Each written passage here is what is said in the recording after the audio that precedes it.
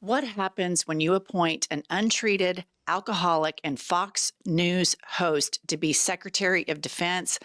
Breathtaking incompetence. And I want to play this clip from Representative Jason Crow where he rips into Trump's cabinet.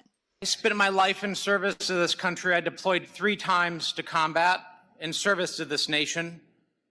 I learned in that time in service that responsibility is core to leadership.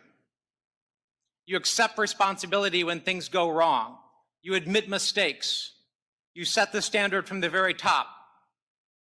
It is completely outrageous to me that administration officials come before us today with impunity, no acceptance of responsibility, excuse after excuse after excuse, while we send our men and women downrange to do incredibly difficult, incredibly dangerous things on our behalf. And yet, nobody is willing to come to us and say this was wrong. This was a breach of security and we won't do it again. It is outrageous and it is a leadership failure, and that's why Secretary Hegseth, who undoubtedly transmitted classified, sensitive operational information via this chain, must resign immediately. There can be no fixes, there can be no corrections until there is accountability, and I'm calling on the administration to move forward with accountability. All right, this badass congressman is here with us today on IHIP News. Let's welcome Representative Jason Crow. Congressman, how are you today? I'm doing pretty well today, all things considered, being in Washington these days.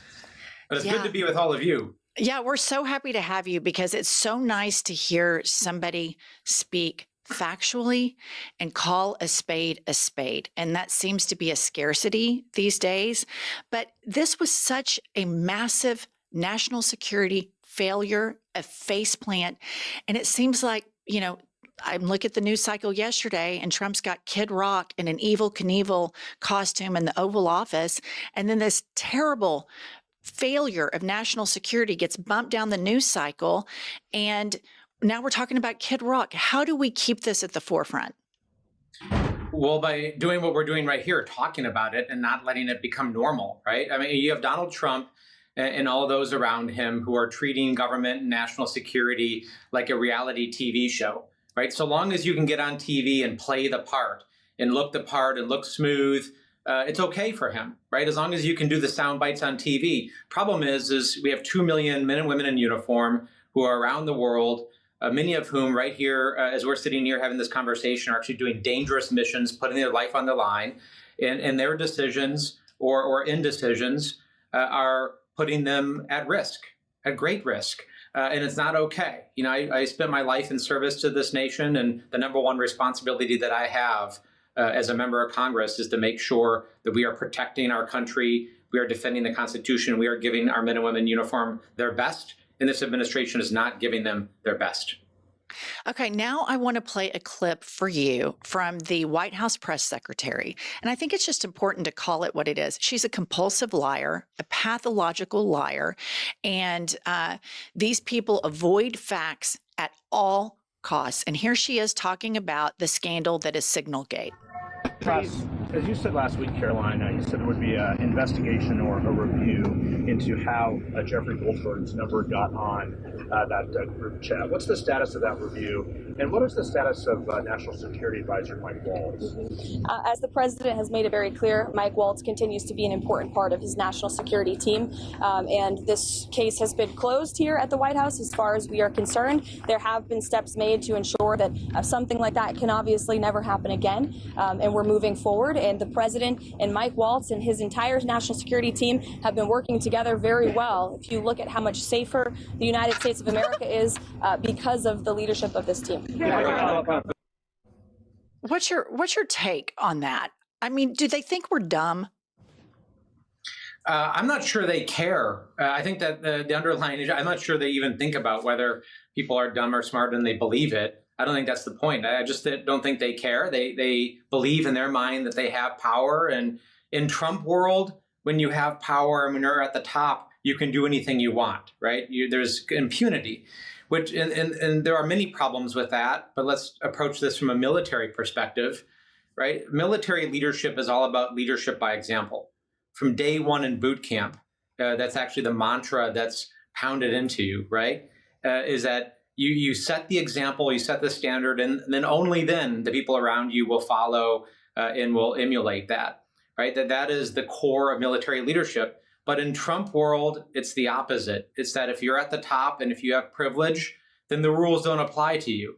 And that's exactly the message that's being sent when you have Secretary Hegseth, when you have Tulsi Gabbard and others that do things that would have got anybody else fired, right? If any sergeant or colonel or captain or private had done that, they would have immediately lost their job. There would have been an investigation and there would have been accountability, but not if you're at the top. So I'm worried about the message that sends to our military and the impact that's going to have on our culture.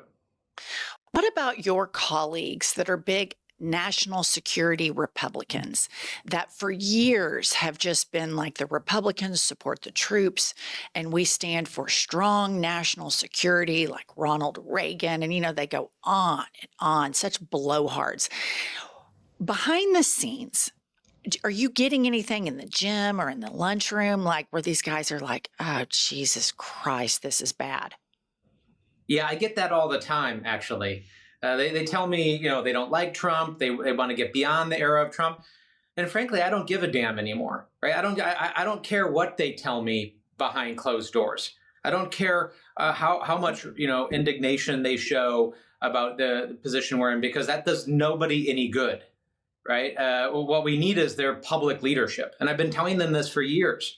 And they come back to me and say, oh, I don't know how we got to this point. I don't know how we got this far. I'm like, yeah, you do. You actually do, right? Because you let it go. Yeah. Right? Like you let it get here, right? 4, 5, 6 years ago, there was an opportunity for you to stand up and show some leadership and show some courage and push back, but you shrank from that duty. And here we are, right? So don't tell me behind closed doors. Go out to the cameras and say it. That's my response. I'm concerned about, we have the war of words between Iran and Trump. You see China and Japan, they're uniting because of the economic issues. I'm scared that our military, because it's being led by someone that's wholly incompetent, that we are not prepared for the things that Trump is threatening and or that Putin might be laying at our doorstep. Yeah, I mean, this administration is gutting in so many ways essential government services, and that includes national security, right? There's a lot of people that pound their chest, that talk tough. I mean, all these scenes, all these videos of Pete Hegseth running around, lifting weights. That's not what makes us tough, right? What makes us tough is when our troops get the training they need, when they have allies and partners overseas, when we don't have to go it alone because we have partnerships, when we have the best equipment, right? When we have dental care for our troops and health care, when they deploy and they know that their kids and their family is taken care of back home and they don't have to worry about it. They can focus on the mission, right? Those are all the things that we do here in DC, or we're supposed to be doing here in DC, to make sure people can be focused, disciplined, and trained. Not this macho BS that the Trump administration thinks makes us tough, right? So I'm really worried about it. I'm really worried about the erosion of culture and discipline because of the message that's being sent. And frankly, just the total disregard for support of our allies as well, right? We can have all the aircraft carrier battle groups in the world. We can have all the best weapons in the world. But really what makes us strong is, one, our people. That we have the best people and they know that they're taken care of, and our partners, our alliances, right? The fact that we never go it alone, right? When I was in Iraq and Afghanistan, I did my 3 tours. I always served with our NATO partners. They were there fighting with us, shoulder to shoulder, right? The only time in the history of NATO where the mutual self-defense component of the treaty was invoked was after 9/11. And our NATO partners stepped up and fought with us and protected us, right? So these are not just marriages of convenience. They really mean something, and they help keep us safe. I want to talk to you about something that I think is somewhat underreported, and it's where you have the fascists, the oligarchs, the Elon Musks, and it seems like they are somehow connected to Vladimir Putin. And then you have the Christian nationalists, and somebody who I could sit here and start talking about right now and not finish for like 3 weeks is the Speaker of the House. I call him Moses Mike Johnson because he says on camera that God told him, and he heard God's voice in his ear say, "Hey, Mike, you're Moses." And we've all just moved on from that like that's normal. And I think we have these crazy, fanatical Christians, not Christian-like people, not everyday people that don't want to cram their religion down everybody's throat, but the Moses Mike Johnsons of the world are a cancer in the United States government, and they have a dangerous, long game agenda. And I want you to hear from Caroline Levitt again, because she addresses some of this magical thinking that Moses Mike Johnson also believes. Listen to this clip. There, in Christian terms, people will call what's happening in our country today spiritual warfare. Do you see it in those terms, kind of good versus evil out there, and that context? How do you see that? I certainly believe in spiritual warfare, and I think I saw it firsthand, especially throughout the campaign trail with President Trump. And I think there certainly were evil forces, and I think that the president was saved by the grace of God on July 13th in Butler, Pennsylvania, and he's in this moment for a reason. We're all here for a reason, and I think it's a miraculous thing that has taken place in our country. Okay, Congressman, pardon my language, but this is fucking bananas. This is crazy. They're starting to normalize this spiritual warfare and evil forces. The suggestion is that the evil forces are people like you and me and Angie. This is completely insane, and it goes unchecked all the time because too many politicians are too scared to call out the fanatics out of fear of alienating what would be a normal Christian base. These Christian fanatics have played the long game, decades long. They already overturned Roe. Now they're going after, there's some bill, I think, about women being able to vote.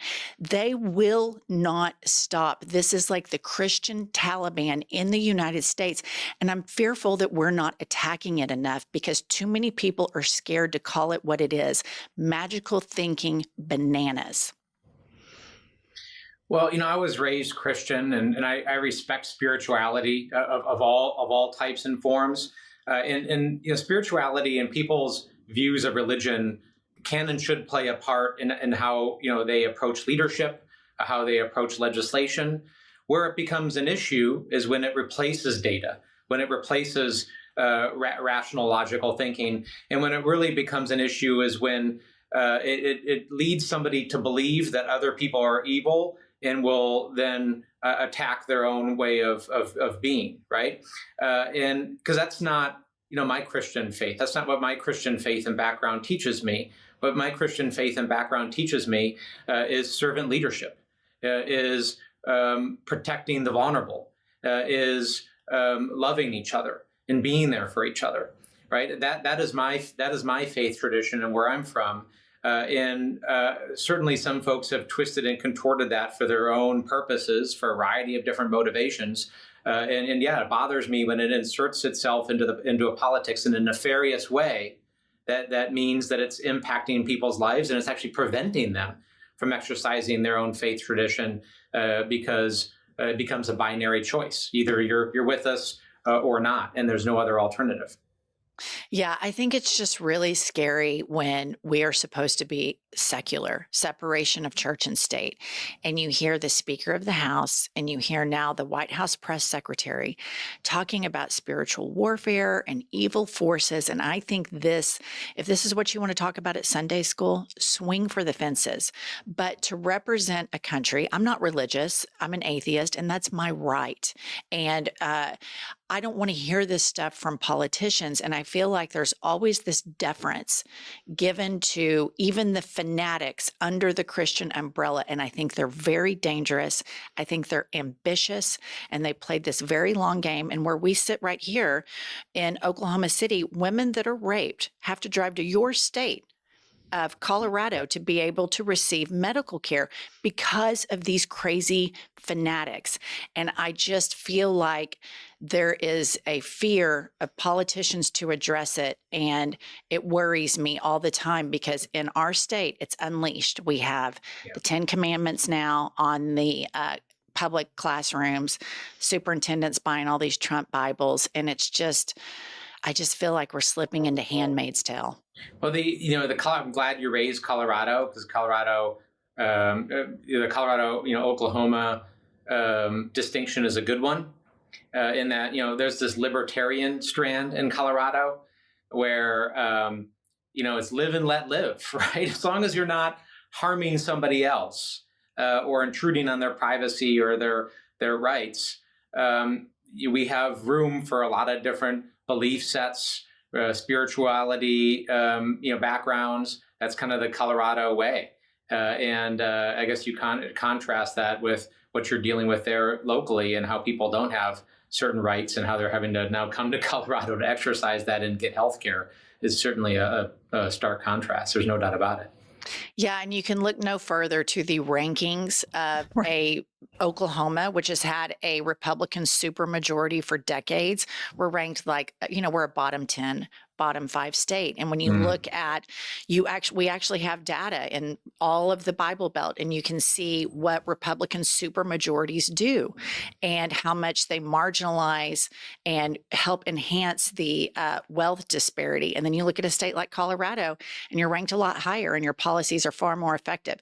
But I want to thank you so much for coming on. Thank you for talking about dipping your toes in a little bit about the religion. I know that it's something that we don't talk about out of fear of offending people, but where I sit in a Christian nationalist state and I see the government bullying trans kids, gay kids, and women that are victims of crimes, it's really terrifying. And I think we have to start opening up the conversation, because I believe that most rational Christians like yourself do not want to impose draconian laws onto other people or force people to join their religion. Yeah, I mean, there's just two drastically different political visions at play here, right? The MAGA political vision is a minimalist one. It's a narrow-minded one. It's an exclusionary one. It's a one of dividing and keeping us all small, in the way we live our lives, and pitting us against each other. And my vision and the Democrats' vision is a bigger vision, that we can have abundance, that there's room for everybody, there's room for growth, that it's inclusionary, not exclusionary, it's forward thinking, not backward thinking. So there are just two very different visions at play here. And frankly, I'm living my life and I'm happy being a Democrat with a broader vision, right? Where everybody can be happy and grow and live their lives and have their own beliefs and have independence and have freedom. Because ultimately, that's what our country is and should continue to be about. Freedom for everybody to live their life and to do so without fear of being attacked by others. I really want your vision to prevail because I share with you that vision. Thank you so much for joining us. You're welcome back anytime. This was a heavier episode, but anytime you want to hop on here and talk about petty grievances, maybe like your coworkers talking on their speakerphone in the elevator. Yeah, we can talk about that too. Congressman, thank you so much for joining us, and good luck in DC with your coworkers. Yeah, thanks for having me. Okay, all right, bye.